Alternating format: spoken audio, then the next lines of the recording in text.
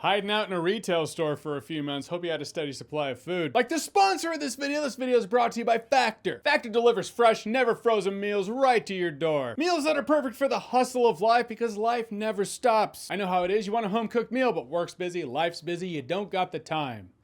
But you got 2 minutes. Because that's all Factor requires. You get yourself a hot, tasty meal, ready in about 2 minutes, and you never even had to leave your house. And as Factor always had a variety of options, but now they're expanding their global cuisine range with 30 plus options of global cuisine meals now. Taste the world from your couch. In fact, Factor's doubled the size of the menu with double the seafood and double the protein options. That's right, fellow bachelors, you can enjoy yourself some tuna fish without having to eat it from a can. And I like the fact that Factor's flexible with the scheduling. You can change up your order every week, pause, reschedule meals. I appreciate that. So head to Factor75.com or click the link below, use code JOHNSFB50. New customers get 50% off your first Factor box plus free breakfast for 1 year. And now the story of a man who hid in a Toys R Us for a few months waiting for his wanted level to drop. Never happens as quickly in real life as it does in games, I'll say that.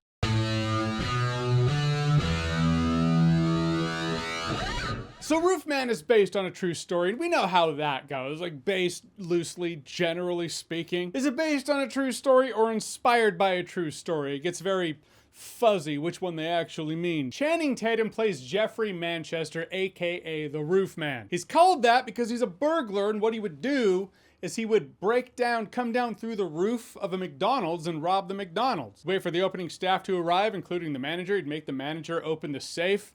Only thing is, he was really polite about it. He seemed like a cool guy, like if you're gonna get robbed, you'd want him to be the one who's robbing you. The character in the movie, anyway, that is, I want to be clear about that. Was the guy in real life as easygoing, fun, and awesome as he was in the movie? I don't know.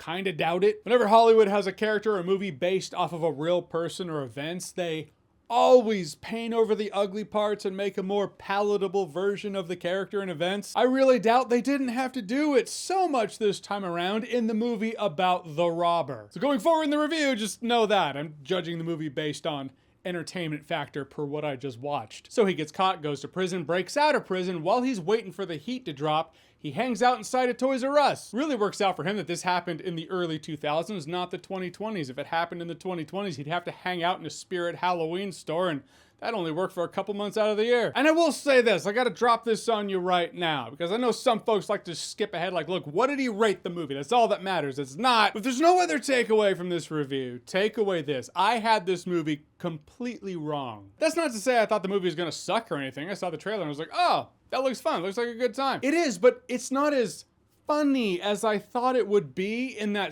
sense of a movie that has that for the poster. I didn't know the movie was directed by Derek Cianfrance. I believe that's how you say his name. Director of Blue Valentine, The Place Beyond the Pines. I mean, this movie's not as dramatic as that makes it sound. It's somewhere in between the two. Somewhere in between that poster and those movies is what this movie is. It's not too much drama. It's not too much humor. It's a mix of both. It just feels like, I don't know, real life. And that's all clear from the setup, to be honest with you. While we're still in the setup of the film and it's leading us to the point of the film being him hanging out in this Toys R Us for months. Yeah, he escapes from prison. I gotta say, it is a very quick piece of the movie. It doesn't spend too much time on it. Even though it doesn't spend too much time on it, it's one of the coolest prison breaks I've seen in a while. I've seen movies take 2 hours to get there. This movie took just a few minutes. The general sense of momentum, the Channing Tatum voiceover, that does help. Like, I like the fact that this movie does tell you that this guy sees things that other people just kind of don't see. He assesses buildings, he sees weak points in security, he just has a knack for it. But also, the movie doesn't just tell, it shows that. It does it in a way that shows you what you want to see. It makes you feel what you want to feel. The movie brings you into the fold. We want to feel like it's the early 2000s. We're hanging out in a Toys R Us after hours when we're not supposed to, because let's be honest, we've all thought of that. And seeing how every day he optimizes his situation a little more given what he has in the store to work with. Though he does leave the store because he does start a romance with one of the employees there who doesn't know he's staying there, played by Kirsten Dunst. And I gotta say, the two had really good chemistry together. There are a couple moments of banter. They felt ad-libbed. I have to believe they were ad-libbed, because this felt so natural and real. Felt like two people who were dating, laying in bed together, you know, having the small talk conversations. And yeah, my preconceived notions being melted away as I watched this movie. I did not expect to get the feels as much as I did. Peter Dinklage plays the store manager at the Toys R Us. He was a dick. I feel like most of us out there have, what's the phrase, done our time in retail. And yeah, I've had some cool store managers. I've had some dick store managers. Some about the dicks. It's just, they're broken. Retail is one of those things that chips away at your soul little by little, day by day. It's just a reality of that business. Some store managers use that to be like, hey, I'm not gonna be the kind of store manager that wore me down.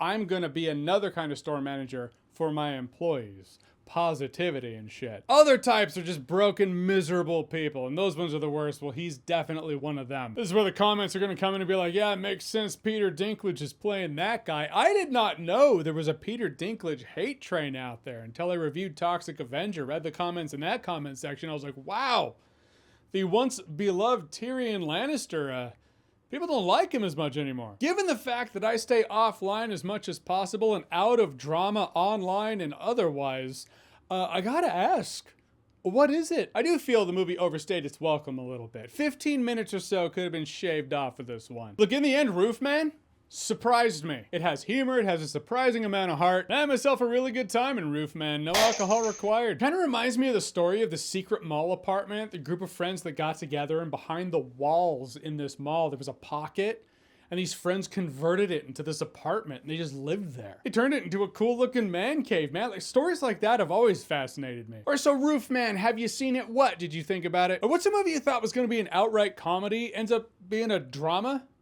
Whatever it is, whatever you think, comment below, let me know. And as always, if you like what you've seen here and you want to see more, click right here to see more.